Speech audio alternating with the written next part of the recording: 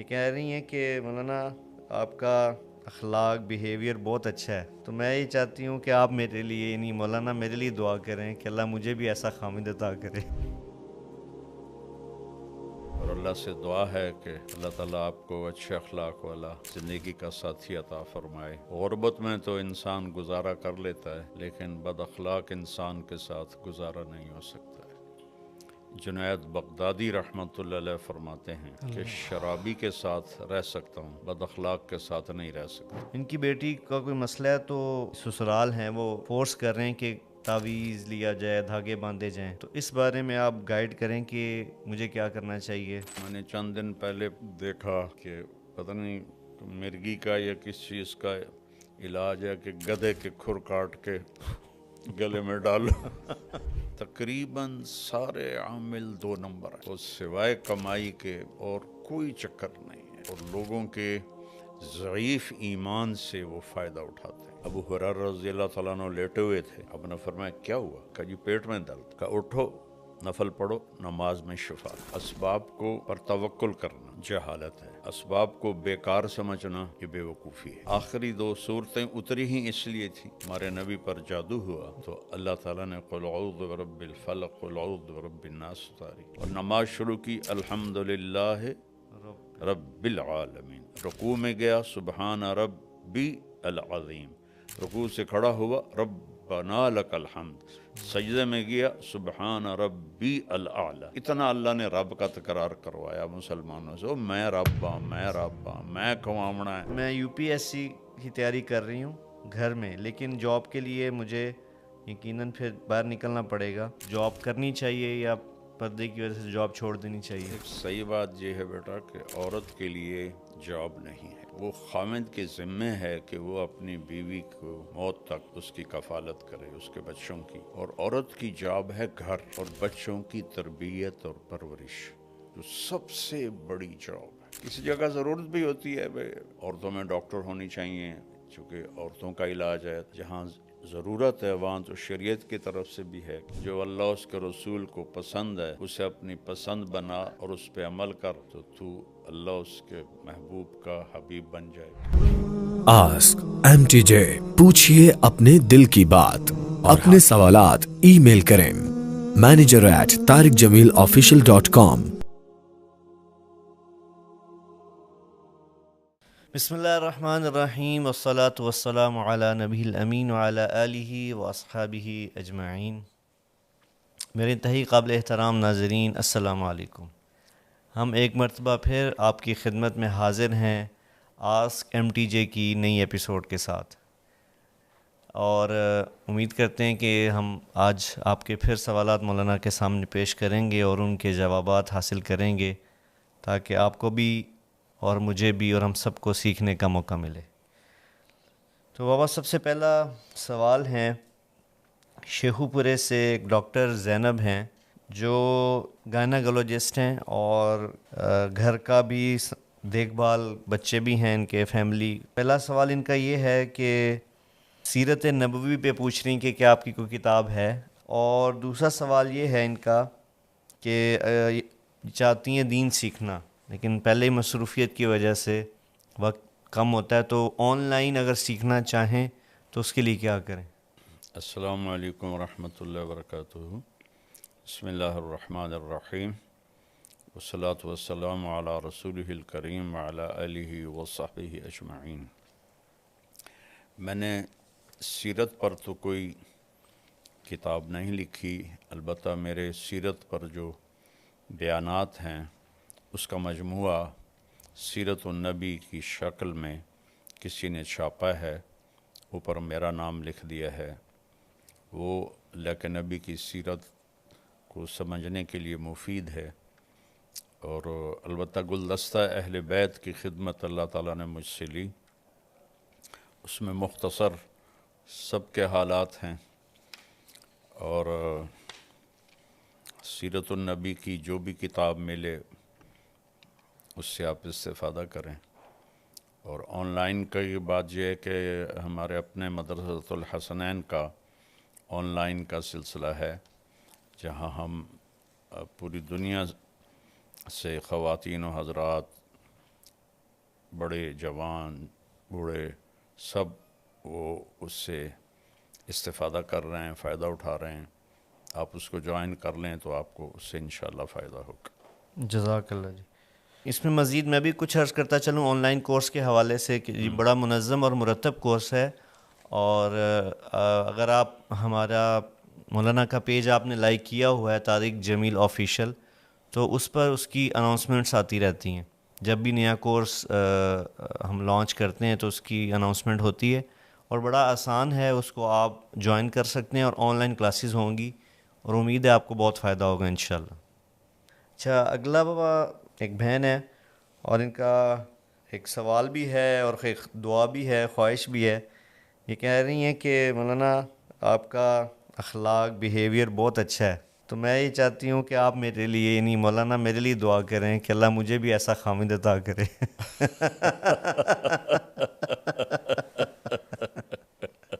ان کا اچھا جی، نام تمنا ہے جی، اور ان کی تمنا ہے کہ ان کو آپ جیسا خامد ملے اخلاقاً.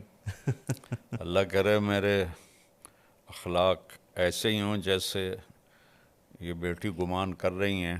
آمین. اور اللہ سے دعا ہے کہ اللہ تعالیٰ آپ کو اچھے اخلاق والا زندگی کا ساتھی عطا فرمائے. آمین. کہ غربت میں تو انسان گزارا کر لیتا ہے، لیکن بد اخلاق انسان کے ساتھ گزارا نہیں ہو سکتا ہے.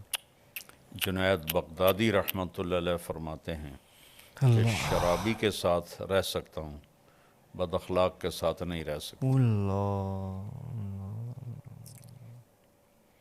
اور اللہ کے نبی کا فرمان ہے کہ ان اثقل شیء فی میزان المومن حسن خلق. قیامت کے دن جب اعمال کو تولا جائے گا تو سب سے زیادہ وزنی عمل ترازو میں اچھے اخلاق ہوں گے. اللہ اکبر. اور پھر آپ نے مردوں کو خاص طور پر فرمایا کہ تم میں سب سے بہترین انسان وہ ہے جو اپنے گھر والوں کے ساتھ بہت ہی اچھا معاملہ کرے. اللہ آپ کو نصیب فرمائے، ہر بچی کو نصیب ہر بچے. فرمائے، آمین. اور ہر بچی کو بھی ایسے اخلاق عطا فرمائے جو اپنے خامند کے لیے راحت ہو. آمین. جی، اگلا جو سوال ہے بابا وہ بڑا ہی اہم ہے اور بہت زیادہ آپ کہہ لیں آج کے ماحول پہ اثر انداز ہوتا ہے.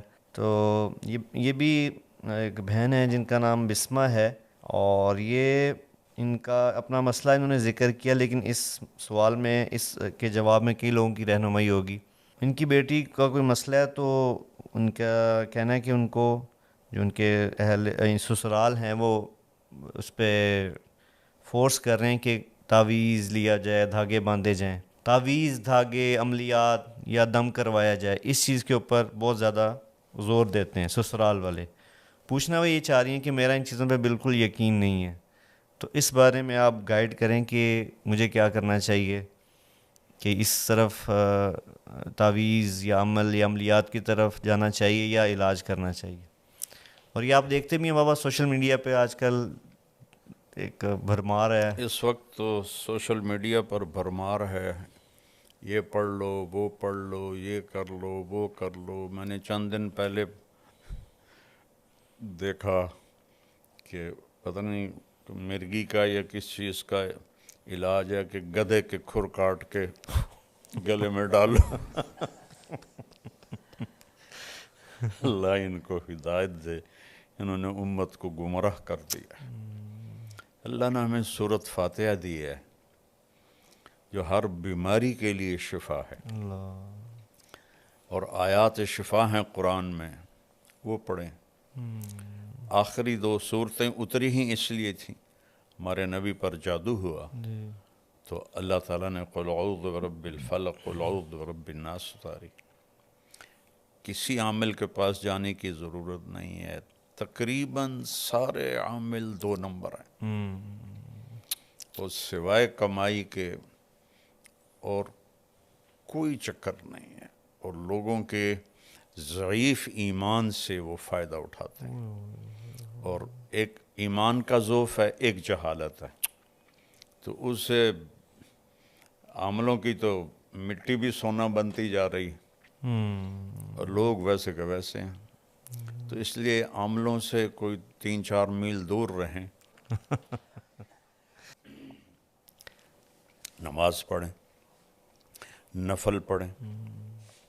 ابو ہریرہ رضی اللہ تعالیٰ عنہ لیٹے ہوئے تھے، اب نے فرمایا کیا ہوا؟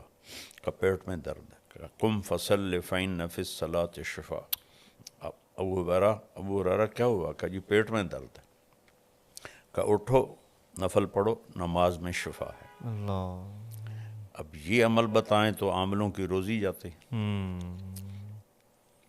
وہ کہ اس لیے میری گزارش ہے کہ عاملوں سے دور ہی رہیں تو اچھا ہے۔ اور ایک اور بڑا مسئلہ بابا سامنے آتا ہے کہ بہت سے لوگ بجائے علاج کے جن کو دوا کی ضرورت ہوتی ہے وہ بھی رخ کرتے ہیں عاملین کا۔ ایسے کتنے لوگوں مار دیے انہوں نے، جی علاج کی بجائے وہ عاملوں کے پاس جاتے ہیں، اخیر پھر وہ یا تو شدید بیماریوں میں مزید بڑھ جاتے ہیں جی یا پھر آگے چلے جاتے ہیں۔ تو اس لیے یہ جو عام ذہن ہے بابا کہ دوائی لینا یا اسباب کو اختیار کرنا، اس کو توکل کے خلاف سمجھا جاتا ہے، یہ تو بے وقوفی ہے۔ اس بارے میں تھوڑی سی آپ اگر رہنمائی کر دیں تو فائدہ ہوگا ہی سننے میں۔ دیکھیں، اسباب کو پر توکل کرنا یہ تو جہالت ہے۔ اسباب کو بیکار سمجھنا یہ بے وقوفی ہے۔ اللہ نے بنایا کیوں ہے سب کچھ؟ یہ سارا اس لیے تو والذی خلق لکم ما فی الارض جمیعا، یہ سب کچھ جو بنایا تمہارے لیے بنایا۔ اللہ، اور اللہ کے نبی نے خود حضرت سعد بن ابی وقاص رضی اللہ تعالیٰ عنہ کے مرض کی تشخیص کی، انک لمفعود، تجھے دل کا دورہ ہے، اور تو اس کو 7 کھجوریں عجوہ کی گٹھلی کوٹ کے کھلاؤ۔ یہ تو اپنی طرف سے۔ پھر فرمایا اس کو حارث بن کلدہ کے پاس بھیجو، وہ اس کا علاج کرے۔ وہ طائف میں طبیب تھے، ان کے پاس بھیجا علاج کے لیے۔ سبحان اللہ، سبحان اللہ۔ تو یہ بیوقوف لوگ ہیں جو کہتے ہیں کہ توکل کا مطلب ہے کہ بس کچھ بھی نہ کرو۔ حضرت عمر رضی اللہ عنہ جمعہ پڑھا کے اترے، اٹھے مصلی سے، جی ایک طرف کچھ نوجوان بیٹھے تھے۔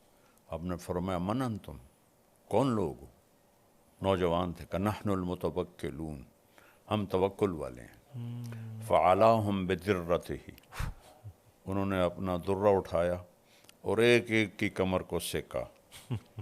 کہا اللہ آسمان سے سونا نہیں برساتا، پانی برساتا ہے۔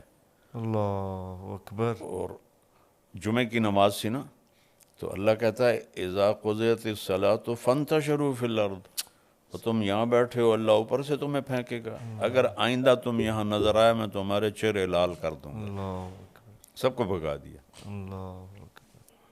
او قل ثم توکل، ایک صحابی نے پوچھا یا رسول اللہ، اونٹ کو باندھ کے توکل کروں یا ویسے ہی توکل کروں؟ آپ نے فرمایا او قل ثم توکل، پہلے اس کو باندھو پھر توکل کرو۔ اللہ، ہمارے نبی غار میں چھپے بیٹا، اللہ، کیا آپ میں توکل نہیں تھا؟ سبحان اللہ۔ 3 دن سخت گرمی، ستمبر کے مہینے، 27 صفر کی رات، 28 صفر کی رات، 29 صفر کی رات، اور 1 ربیع الاول کو آپ وہاں سے نکلے۔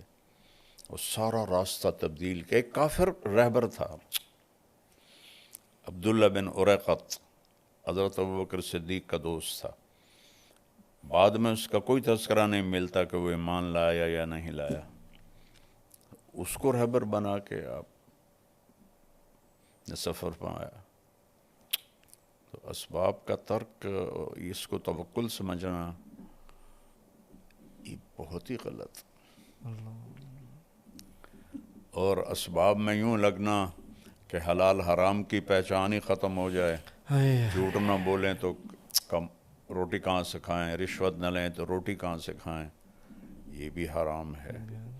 اللہ تعالیٰ نے پہلا تعارف ہی کروایا ہے الحمدللہ رب العالمین، صرف تمہارا نہیں، پتہ نہیں کتنے عالم ہے کہ سب کا رب، سب کو پالتا ہوں۔ میں کہتا ہوتا ہوں کافروں کو توحید میں دھوکہ لگا، وہ پتھروں کے آگے جھک گئے، بتوں کے آگے جھک جی گئے۔ مسلمانوں کو ربوبیت میں دھوکہ لگا، توحید میں دھوکہ نہیں ہے۔ کسی کے آگے پتھر کا بت رکھو، شرابی جواری کیوں نہ ہو، اسے کوئی نہ سجدہ کر کا توبہ توبہ میں کافر ہوں۔ لیکن وہی ہے، سود پہ کاروبار کرے گا، جھوٹ بھی بولے گا، چوری بھی کرے گا، ڈاکہ بھی ڈالے گا، رشوت بھی لے گا، روٹی کی تو کھاوی۔ تو مسلمانوں کو ربوبیت میں شک پڑا تو اللہ نے الحمدللہ رب العالمین سے قرآن شروع کیا، اور قل اعوذ برب الفلق، قل اعوذ برب الناس، رب سے شروع کر کے رب پہ ختم، سبحان اللہ، اور نماز شروع کی الحمدللہ رب رب العالمین۔ رکوع میں گیا سبحان ربی العظیم، رکوع سے کھڑا ہوا ربنا لک الحمد، سجدے میں گیا سبحان ربی الاعلی۔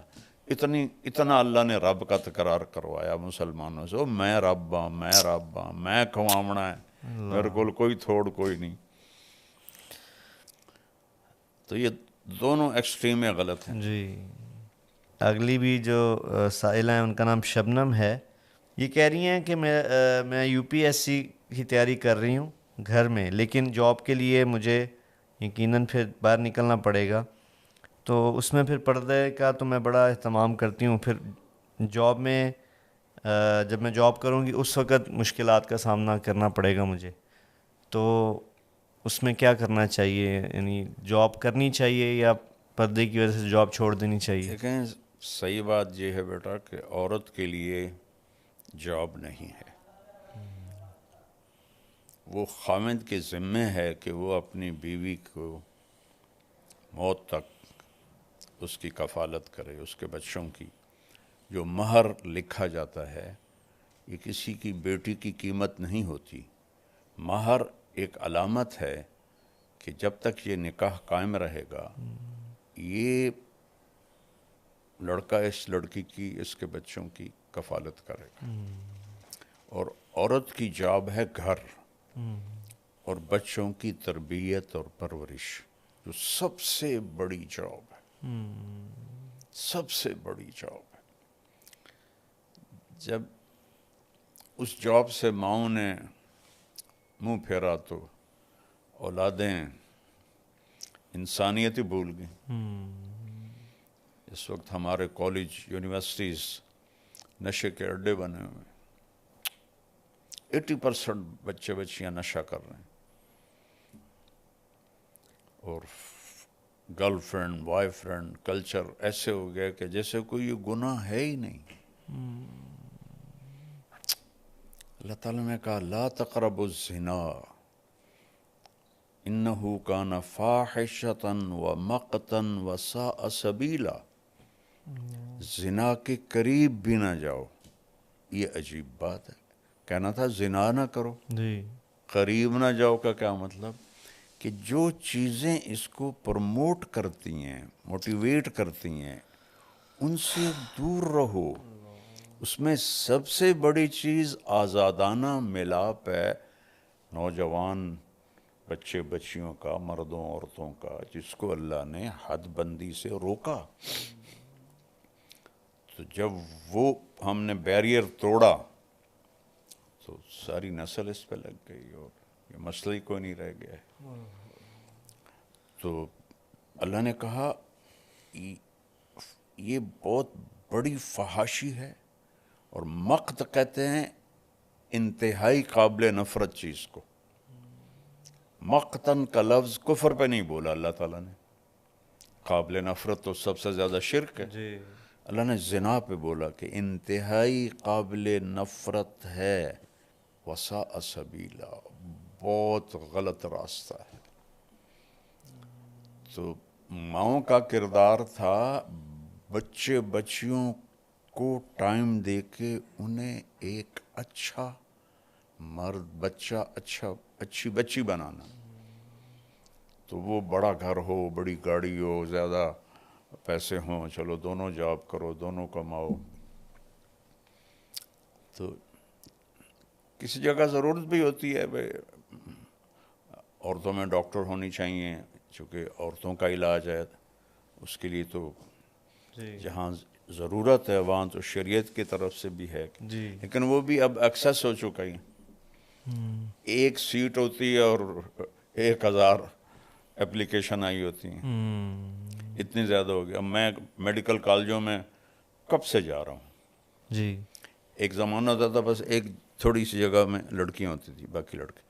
اب 70% میڈیکل کالج میں لڑکیاں ہوتی ہیں، 30% لڑکے ہوتے ہیں. اور یہ 70% کہاں کھپیں گی؟ اتنی جابیں ہیں. تو وہ آخر میں جا کے ہاؤس وائف بن کے بیٹھ جاتی ہیں. کوئی ہوتی ہے جو تو اس کی ڈیمانڈ تھوڑی ہے، سپلائی زیادہ ہے. زیادہ بہرحال ضرورت جہاں ہے وہاں شریعت اجازت دیتی ہے. جی لیکن اصل ہے کہ ماں اس لیے ہے، بیوی اس لیے ہے کہ وہ اپنے گھر کو سجائے، اپنے بچوں کو اچھا انسان بنائے. کہ میں جاب سے روکتا نہیں ہوں، جی گھر نہیں چل رہا اور تنگی ہے، پھر عورت کو بھی اجازت ہے کہ وہ خامد کا ساتھ دے اور مل کے گھر کا نظام چلائیں. لیکن صرف سٹیٹس بڑھانے کے لیے جاب کرنا یہ حق تلفی ہے اولاد کی. اچھا آگے وہ ایک بھائی ہیں، ان کا نام ہے ریاست علی. تو ان کا بڑا ایموشنل سا سوال ہے. یہ کہہ رہے ہیں کہ مولانا آپ لوگوں کو اللہ سے ملاتے ہیں، اللہ نے آپ کو ذریعہ بنایا ہے، تو مجھے بھی کچھ ایسا بتا دیں کہ میں بھی اللہ والا ہو جاؤں، اللہ سے مل جاؤں میں. سبحان اللہ. کیا نام ہے اس کا؟ ریاست علی. اچھا، ریاست میاں اللہ آپ کو بہت جزائے خیر دے. بہت اچھا سوال کیا آپ نے. یہی تو زندگی کا مقصد ہے کہ مرنے سے پہلے ہم اللہ کو پالیں اور اللہ کو راضی کر لیں. تو اس میں کوئی مشکل بات ہی کوئی نہیں ہے. ایک صحابی نے کہا کہ اريد ان اکون من احباب اللہ و رسولہ، میں چاہتا ہوں میں اللہ اس کے رسول کے تعلق والوں میں بن جاؤں. تو آپ نے فرمایا احبب ما احب اللہ و رسولہ تکن من احبابہما. جو اللہ اس کے رسول کو پسند ہے اسے اپنی پسند بنا اور اس پہ عمل کر، تو اللہ اس کے محبوب کا حبیب بن جائے گا. تو سب سے آسان ہے اللہ سے تعلق، کیونکہ نہ کسی کی محنت کرنی پڑتی ہے، نہ کوئی پیسہ لگانا پڑتا ہے، بس اس جسم کو ڈھالنا ہوتا ہے اللہ رسول کی اطاعت میں. یہ بابا آگے ایک سوال ہے، اس میں نام واضح نہیں ہو رہا، تو کوئی یہ بھی بہن ہے ہماری یہ پوچھنا چاہ رہی ہیں کہ میں ایک سوال کرنا چاہتی ہوں مولانا صاحب کہ میں بہت نیک عمل کرنے کی کوشش کرتی ہوں اور ہر ممکن کوشش کرتی ہوں کہ اللہ کے ہر حکم کو بجا لاؤں، اور میرے دل میں ہر وقت اللہ کا اور اللہ کے رسول کا خیال رہے، ان کی محبت رہے. لیکن جب اپنے کاموں میں مشغول ہو جاتی ہوں، جیسے گھر کے کام ہیں، تو وہ پھر کیفیت چلی جاتی ہے. تو مجھے ڈر ہے جب یہ میری کیفیت چلی جاتی ہے تو مجھے لگتا ہے کہ میرا ایمان چلا گیا ہے، میرے سے کیفیت چھن گئی ہے. تو اس بارے میں آپ کی رہنمائی. یہ تو فطری چیز ہے، اس میں ایمان جانے کی کیا بات. صحیح. جب اس پہ کوئی پریشان ہونے کی بات نہیں ہے. حذیفہ نام ہے ان کا، یہ بس خواہش کا اظہار ہی کر رہے ہیں. یہ پاکستانی بھائی ہیں، پرتگال میں رہتے ہیں اور بہت دعا کرتے ہیں کہ اللہ کرے وہ کہتے ہیں میری اور آپ کی زندگی لمبی ہو، اللہ آپ کو پرتگال لے کے آئے، پھر ہماری وہاں پہ ملاقات ہو. حذیفہ نام ہے ان کا. اللہم آمین. حذیفہ بھائی اللہ ہمیں پرتگال لائے، مولانا کو اور آپ کی ملاقات ہو. اچھا جی، یہ بابا اگلے ہمارے بھائی ہیں محمد عثمان ان کا نام ہے. یہ پوچھنا چاہ رہے ہیں کہ مولانا صاحب کیا آپ ہمیں بتا سکتے ہیں کہ ہمارے نبی کی روزانہ کی زندگی کیسی تھی، ایک تو عبادات ہیں جو سنتے چلے آ رہے ہیں، لیکن اس سے ہٹ کے ہمارے نبی کیسے زندگی گزارتے تھے، ایک عام جو معمولات ان کے ہوتے تھے؟ فجر کی نماز کے بعد آپ کا ہلکا لگتا تھا. اول وقت میں فجر کی نماز ہوتی تھی جی جو اشراق تک چلتا تھا، صحیح. تو اس میں ہر قسم کی باتیں ہوتی تھی. اوہ ماشاء اللہ.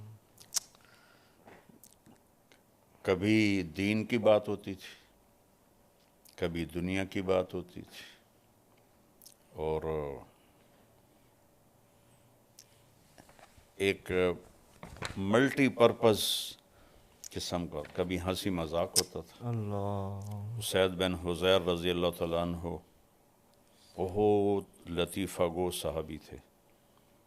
وہ اسی محفل میں کبھی جب لطیفے سناتے تو صحابہ ہنس ہنس کے گر پڑتے تھے، اللہ کے نبی کے سامنے سے گر جاتے تھے. اور کبھی آپ پوچھتے آج کسی نے کوئی خواب دیکھا ہے، یا آپ اکثر پوچھتے آج کسی نے کوئی خواب دیکھا ہے. یہ میں نے مولانا سعید خان صاحب رحمہ اللہ میں دیکھا. ان کے ساتھ جو سفر ہوئے تو ہم فجر کی نماز گھر پہ پڑھتے تھے ان کے ساتھ جب، تو پھر وہ پوچھتے بھئی کسی نے کوئی خواب دیکھا ہے. یہ بس ان میں دیکھی ہے بات. اور کبھی آپ خاموش ہو کے بیٹھ جاتے اور صحابہ کوئی موضوع چھیڑ دیتے، آپ ان کے ساتھ اس موضوع میں شریک ہو جاتے. اللہ. تو جابر فرماتے ہیں ہم کھانے کا ذکر کرتے تو آپ کھانے کی بات ہمارے ساتھ کرتے، ہم باغات کا ذکر کرتے تو باغات کی بات ہمارے ساتھ کرتے، ہم دین کی بات کرتے وہ دین کی بات ہمارے ساتھ کرتے. تو یہ اس طرح کی ایک بڑی ہلکی پھلکی محفل ہوتی تھی. یعنی اس میں وہ اپنی وضاحت کے لیے پوچھ رہا ہوں، جیسے ہم ایک سمجھتے ہیں کہ اگر دینی حلقہ ہے تو صرف دین کی بات ہی ہو، ایسا نہیں ہوتا تھا. نہیں نہیں نہیں، اللہ اکبر. میں اس سید رضی اللہ عنہ کے لطیفے آپ کو بتا رہا ہوں. تو وہ ایک بہت اچھی مجلس ہوتی تھی. پھر آپ جب ایک نیزے کے برابر سورج ہو جاتا تھا تو آپ 2 نفل پڑھتے تھے، 4 نہیں پڑھتے تھے، 2 پڑھتے تھے. اور نوافل بس یہ 2 ہی آپ مسجد میں پڑھتے تھے، باقی سب گھر پڑھتے تھے. آپ کی تو آپ کے نوافل ہمارے لیے سنت ہیں، یہ سارے آپ گھر پڑھتے تھے. اللہ. صرف فرض مسجد میں پڑھاتے تھے آ کر، یا پھر جب اعتکاف ہوتا تھا تو پھر وہ تو وہاں ٹھہرنا ہی ہوتا تھا. تو اس کے بعد آپ مسجد سے نکلتے اور ہر اپنی زوجہ محترمہ کے پاس جاتے اور ان کا حال پوچھتے، اور اس کے بعد آپ تشریف لاتے اس گھر میں جہاں آپ کی باری ہوتی تھی. وہاں پھر آپ تھوڑی دیر آرام فرماتے تھے. اس کے بعد پھر اٹھ کر اگر کوئی وفود آئے ہوتے تھے تو پھر آپ ان کے لیے تیار ہو کر مسجد جاتے اور ان وفود کے ساتھ ملاقات کرتے. یا کوئی اور محفل مجلس ہوتی تو آپ اس کے لیے باہر تشریف لے جاتے تھے. اگر جلدی فارغ ہو جاتے تھے تو پھر دوبارہ گھر آ جاتے تھے. جب بھی گھر سے نکلتے تھے مسواک فرماتے تھے، جب گھر داخل ہوتے تھے مسواک فرماتے تھے.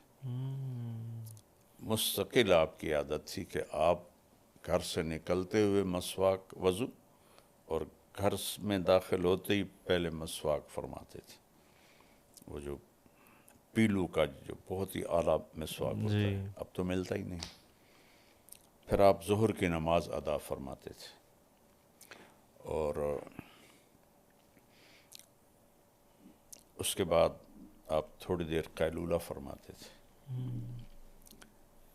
پھر آپ جا کے بازار کا چکر لگاتے تھے اور سارے بازار کا معائنہ کرتے تھے. منڈی میں جاتے تھے، منڈی میں کیسے تجارت ہو رہی ہے اس کا معائنہ فرماتے تھے.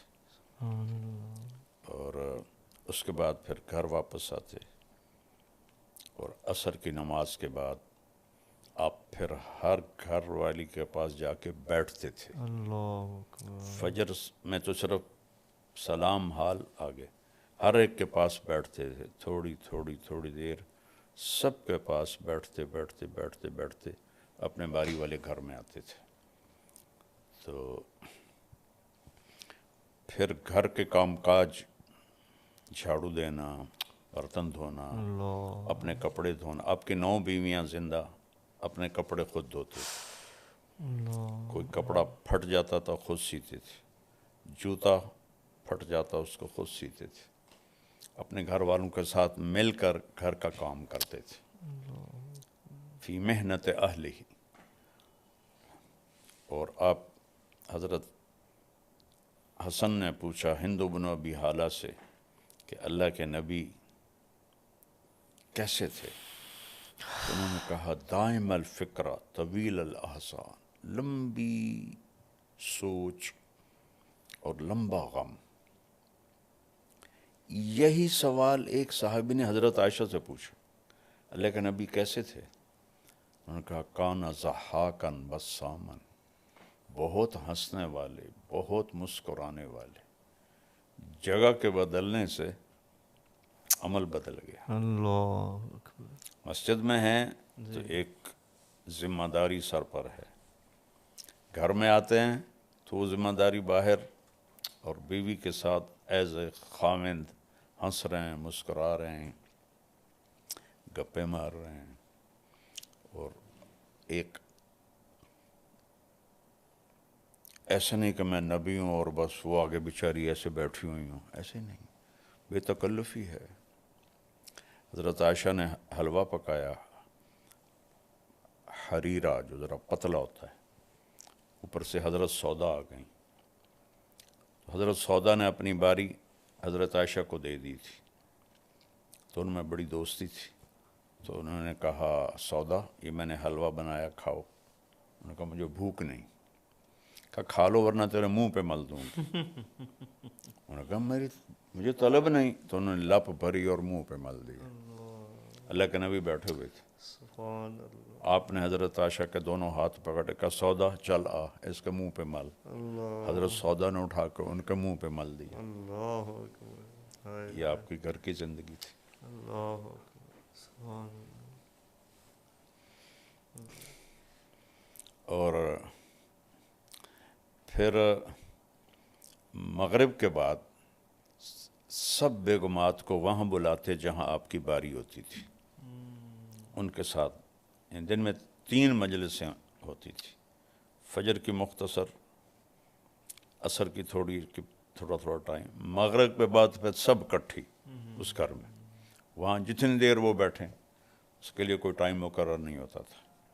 پھر وہ ساری عشاء سے پہلے اٹھ کے چلی جاتی تھی، اب عشاء کی نماز پڑھا کے آ کے فوراً سو جاتے تھے۔ لا ثمرۃ بعد العشاء، عشاء کے بعد کوئی مجلس نہیں ہے، یہاں سارا کام ہی الٹا ہوا پڑا ہے۔ وہ گورے ہم سے زیادہ سیانے نکلے کہ وہ رات کو کوئی ان کا کام ہوتا ہی نہیں ہے، ان کی ہماری حکمران ہوں، ہمارے ادارے ہوں، ہمارے مولوی ہوں، رات کی آپ نے کہا لا ثمرۃ بعد العشاء۔ اور پھر آپ آخری 3 پہر جب رہتے آپ اٹھ جاتے تھے، اور تہجد کا وضو آپ خود فرماتے تھے، مسواک فرماتے، جس گھر میں ہوتے وہاں آپ نوافل ادا فرماتے۔ حضرت عائشہ کے گھر کی تفصیل تو معلوم ہے کہ وہ آگے لیٹی ہوتی تھی، آپ نفل پڑھتے تھے، تو جب آپ سجدے میں جاتے تو جگہ تنگ تھی تو آپ ایسے رانوں پہ ہاتھ مارتے، وہ اپنی ٹانگیں سکیڑ لیتی اور آپ سجدہ کرتے، پھر کھڑے ہوتے وہ پھر ٹانگیں لمبی کر لیتی۔ انہیں نہیں کہتے تھے اٹھ کے تہجد پڑھو، اور اپنے نفلوں سے جب فارغ ہو جاتے تھے تو پھر یوں کونی کی ٹیک لگا کے ایسے لیٹ جاتے تھے ایسے، تو حضرت عائشہ بھی اٹھ جاتی تھی۔ پھر فجر کی اذان تک دونوں ایز اے خامند اور بیوی آپس میں ان کی پیار و محبت کی بات ہوتی تھی. یہ نہیں جو کہتے ہیں بھائی گھر میں بھی مشورے کرو کہ دین مٹ رہا ہے، دین کیسے زندہ کریں، گھر کو بھی مسجد بنا دو. کیا بے وقوفوں والی بات ہے. مسجد کا دین اور ہے، گھر کا دین اور ہے. میرے نبی نے کبھی گھر میں ایک دفعہ نہیں کہا عائشہ دین مٹ رہا ہے میں کیا کروں. جو سب سے زیادہ دین کے اللہ نے کہا فلا تذهب نفسك علیہم حسرات، میرے محبوب کہیں آہیں بھرتے بھرتے آپ خود ہی نہ فوت ہو جائیں. لیکن گھر میں آپ نے کبھی ماتھے پہ شکن نہیں ہے، مسکرا رہے ہیں، ہنس رہے ہیں. اور حبشہ والوں کا، سوڈانیوں کا وفد آیا، وہ مسجد میں اس سے اپنے خنجروں سے کھیل رہے تھے. تو آپ نے حضرت عائشہ کو بلایا کہ آؤ تجھے تماشا دکھاؤں. کوئی کر سکتا ہے یہ؟ اللہ اکبر. تو آپ آگے کھڑے ہو گئے، حضرت عائشہ پیچھے کھڑی ہو گئیں، یہاں ٹھوڑی رکھ لی اور تماشا دیکھتی رہیں. جب حضرت عائشہ نے کہا بس، پھر آپ پیچھے ہٹے. کچھ عرصے کے بعد حبشہ والوں کا وفد آیا. اب حضرت عائشہ نے کہا میں نے دیکھنا ہے. پہلے اللہ کے نبی نے خود کہا، اب حضرت عائشہ نے کہا میں نے دیکھنا ہے. ان کا زیادہ کوئی دلچسپ تھا تو اتنی دیر دیکھتی رہیں، کہنے لگی کہ اللہ کے نبی نے کہا عائشہ بس نہ کریں. میں نے کہا نہیں، ابھی میرا جی نہیں بھرا. تو آپ ایک پاؤں کو فری کرتے، دوسرے پہ ٹیک لگاتے، پھر اس کو فری کرتے اور پہلے پہ ٹیک لگاتے. اتنی دیر میں دیکھتی رہی، یہاں تک کہ میں نے کہا کہ بس. تو پھر آپ کی سہیلیاں آتی تھیں، وہ کھیلتی تھیں حضرت عائشہ کے ساتھ، تو آپ ان کا کھیل دیکھتے تھے. ایک دن حضرت ابوبکر صدیق آئے تو وہ ساری سہیلیاں مل کے گا رہی تھیں اور اللہ کے نبی لیٹے ہوئے تھے. تو ابوبکر صدیق ناراض ہوئے، دیکھتی نہیں ہو اللہ کے نبی لیٹ آرام کر رہے ہیں، تم لوگ گا رہی ہو. کہ ابوبکر کچھ نہ کہو، کھیلنے دو، یہ ہماری عید کا دن ہے. کچھ ایسے الفاظ تھے. آپ کی زندگی کو بیان نہیں کیا گیا، بڑا ظلم کیا. صرف عبادات عبادات عبادات عبادات. آپ اپنی جوتی سی رہے تھے، گرمی کے دن تھے، حضرت عائشہ چرخہ چلا رہی تھی، ٹھیک، آپ کے ماتھے پہ پسینہ آ گیا تو کہیں سے شعاع پڑی ہوگی سورج کی، تو اس سے وہ ریفلیکٹ ہو کر 7 رنگ ہوتے ہیں جی، روشنی کے 7 رنگ. یہ میرا قیاس ہے. تو ایسا ہوا کہ حضرت عائشہ کی نظر پڑی نا آپ کے ماتھے پر، تو وہ موتیوں کی طرح وہ پسینے کے قطرے چمک رہے تھے، تو ان کا چرخہ رک گیا. تو وہ ایسے ہاتھ میں، وہ ایک ہاتھ میں وہ پونیاں، ہم اس کو پنجابی میں کہتے تھے، وہ روئی، اور ایک چرخے کے دستے پر ایسے. تو تھوڑی دیر اللہ کے نبی متوجہ نہیں ہوئے، پھر آپ کو محسوس ہوا کہ چرخے کی آواز نہیں آ رہی. تو آپ نے ایسے سر اٹھا کے دیکھا تو وہ ایسے. آپ نے کہا خیریت عائشہ؟ کَإِذَا رَأَيْتُ إِلَىٰ أَسِرَّةِ وَجْهِهِ برقت کا برق العارض المتحلل. جب میں اس کے ماتھے کو تشبیدی تخت سے، جب میں اس کے تخت کو دیکھتی ہوں تو ایسے چمکتا ہے جیسے آسمان پہ بجلیاں چمکتی. تو آپ نے کہا عائشہ آج تو نے میرا دل خوش کر دیا. اللہ، یہ میرے نبی کی زندگی تھی. سبحان اللہ. یہ نہیں تھی کہ اتنے 1000 دفعہ یہ پڑھتے تھے، اتنے 1000 دفعہ یہ پڑھتے تھے، اتنے 1000 دفعہ یہ پڑھتے تھے. وہ ایک عامل کا کالی پوٹلی والا عمل، کالی پوٹلی والا عمل، مسور کی دال کا عمل. خدا تو نو ہدایت دے،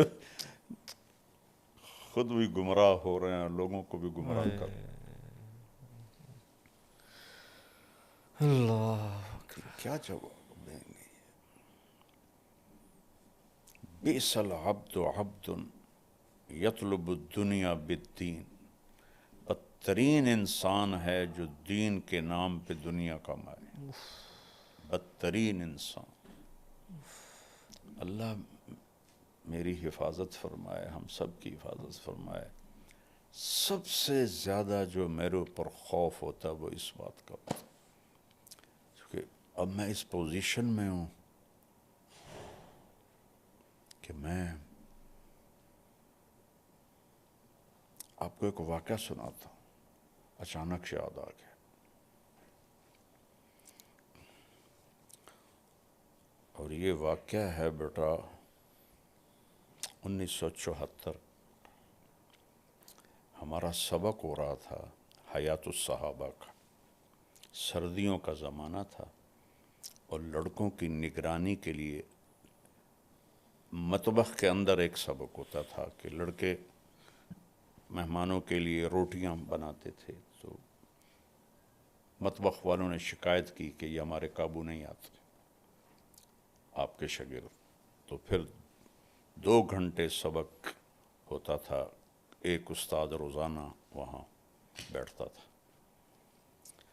تو اس دن شدید سردی تھی اور مجھے نظرہ لگا ہوا تھا، اور میں نے کھدر کی چادر اوڑھی ہوئی تھی، اور شرڑ میرا ہو رہا تھا، اور نیچے ٹھنڈا فرش تھا، پانی بہتا تھا اس پر، قریبی آٹا گوندنے وقت کی جگہ تھی، تو اس کا سیم وہاں تک تھا، اور اوپر چٹائی تھی پھٹی ہوئی، اور ہمارے استاد مولانا زار شاہ صاحب رحمہ اللہ، ان کو بھی شدید نزلہ تھا، تو وہ ٹیک لگا کے بیٹھے ہوئے تھے اس کی پلر کی۔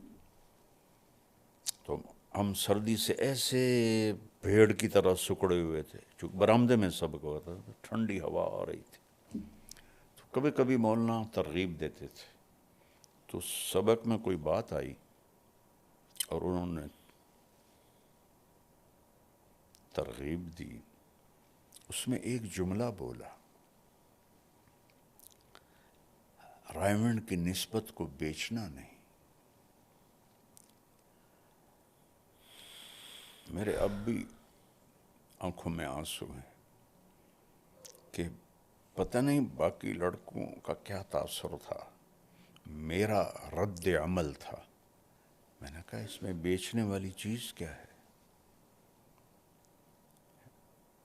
تو مجھے اپنا تو پتہ ہے، مجھے باقیوں کا نہیں پتہ، کہ میرے اندر ایک رد عمل پیدا ہوا، ویچن والی شے کیڑی، برے حال تے بانکے دیاڑے جو پنجابی میں کہتے ہیں، اس میں کون سی چیز ہے بیچنے والی؟ تو چند سالوں بعد مجھے پتہ چلا کہ میں بیچ سکتا ہوں، میں کیش کر سکتا ہوں۔ میرے ساتھ اللہ نے وہ کر کے دکھایا کہ تو کہتا تھا کہ کیا چیز ہے بیچنے والی، تو بیچ، اب بک سکتا ہے تیرا سودا۔ یہ میں اللہ سے بہت رو رو کے مانگتا ہوں کہ یا اللہ دین بیچنے والوں میں نہ مجھے اٹھا دینا۔ اللہ نے مجھے نیک نامی دی، بہت بڑی دولت ہے، شہرت دی، اچھی شہرت، بہت بڑی دولت، لیکن اس کے اندر بہت بڑا امتحان ہے بیٹا، بہت بڑا امتحان۔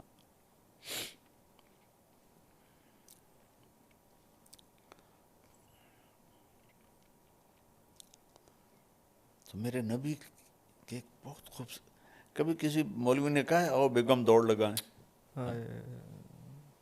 کیسے بتاؤں اپنے نبی کو؟ میرے اللہ، جہاد کا سفر ہے اور آپ سب کو آگے بھیج دیتے ہیں، کہتے ہیں عائشہ دوڑ لگاؤ گی؟ عائشہ نے نہیں کہا، آپ نے کہا عائشہ دوڑ لگائیں۔ حضرت عائشہ آگے بڑھ گئیں، کچھ سال گزرے، پھر دوبارہ چلو بھائی آگے، سب غائب ہو گئے، عائشہ دوڑ لگائیں۔ کیا وہ کہتی ہیں یوم دن تبدن، تو میں ذرا موٹی ہو گئی تھی تو اللہ کا نبی آگے بڑھ گئے تو کہنے لگے حاضہ بتل کا، اب آج تو اور میں برابر ہو گئے۔ کیا زندگی ہے! یہاں جتنا کوئی دیندار ہوتا ہے اتنا ہی وہ بد دماغ بھی ہو جاتا ہے، بد اخلاق بھی ہو جاتا ہے۔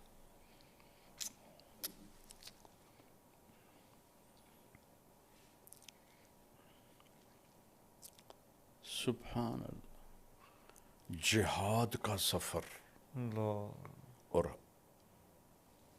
لشکر تیاری کا بگل بج گیا۔ حضرت عائشہ اپنے اونٹ پر بیٹھیں، وہ جو پالکی ہوتی ہے، گردن میں دیکھا تو ہار غائب تھا۔ ہار لائن تھی مانگ کے بہن سے، حضرت اسما سے، تو شور مچا دیا، میرا تو ہار گم ہو گیا۔ عین سفر تیار ہے۔ عصر کے بعد آپ نے کہا بھی ہار ڈھونڈو۔ اس کے برعکس بھی ہو سکتا تھا، عائشہ جہاد کا سفر ہے، معمولی سا ہار ہے، ہم اس کے لیے ہم سفر روک دیں؟ آپ نے کہا چلو بھائی سب ڈھونڈو۔ سب ڈھونڈنے لگ گئے۔ مغرب کا وقت ہو گیا تو مغرب عشاء کٹھی پڑی۔ اب سفر مشکل ہو گیا، رات ہو گئی، رات ٹھہر گئے۔ فجر کا وقت ہو تو پانی غائب، پانی کوئی نہیں۔ تو سارے حضرت ابوبکر صدیق کو تانے دینے لگے، تیری بیٹی کی وجہ سے اب ہماری نماز خراب ہوگی، پانی کوئی نہیں، نماز کیسے پڑھیں گے؟ تو ابوبکر غصے میں گئے اللہ کے نبی کے خیمے میں، تو آپ حضرت عائشہ کی گود میں سر رکھے سوئے ہوئے تھے۔ تو اسے اب وہ بول تو سکتے نہیں تھے کہ سوئے ہوئے ہیں۔ یہاں زور سے انگلی ماری، کہ میں ایسے ہو گئی تھا کہ میری باڈی میں حرکت نہ ہو، تو انہیں پھر ایسے کیا، پھر ایسے کیا۔ تو باپ تھے، اپنا غصہ نکال کے باہر نکل آئے۔ تھوڑی دیر میں اللہ کے نبی کی آنکھ کھلی تو حضرت عائشہ نے کہا یا رسول اللہ سارے لوگ بڑے پریشان ہیں، اب کیا ہوا؟ اب پانی کوئی نہیں، ہم نماز کیسے پڑھیں؟